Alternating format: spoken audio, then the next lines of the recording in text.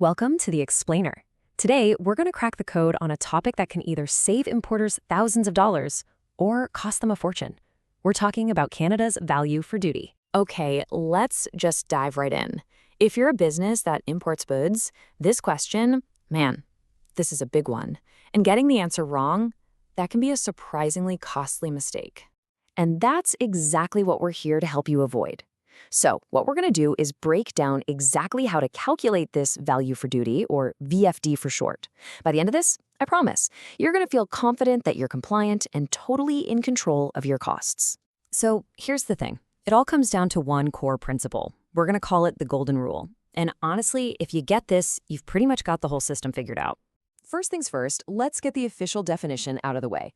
The value for duty, or VFD, is simply the baseline number the Canada Border Services Agency, the CBSA, uses to figure out what you owe.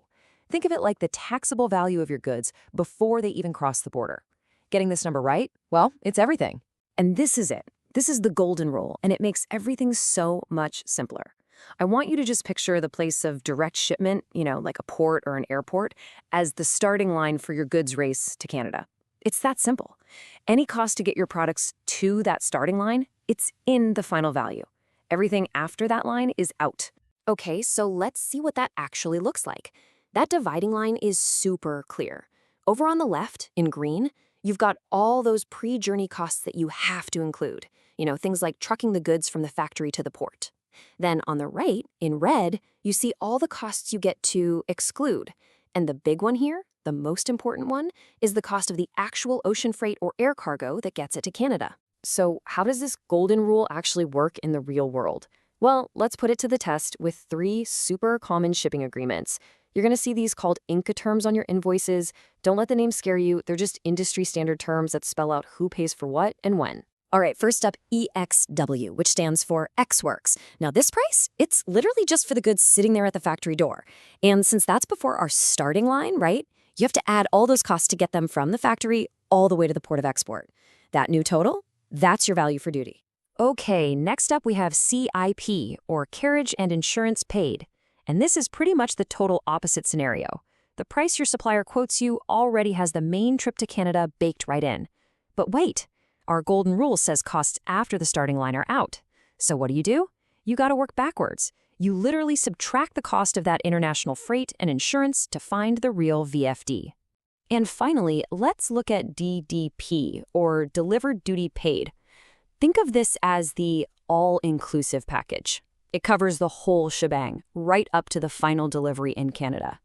So just like before, we have to work backwards and pull out everything that happens after that point of direct shipment. We're subtracting the international freight, the insurance, and get this, even the Canadian duties and taxes themselves. Okay, so shipping is the big piece of the puzzle for sure, but it's not the only piece. The official customs document, it's called Memorandum D13-4-7, if you're curious, it actually lists a few other specific costs you might need to adjust for.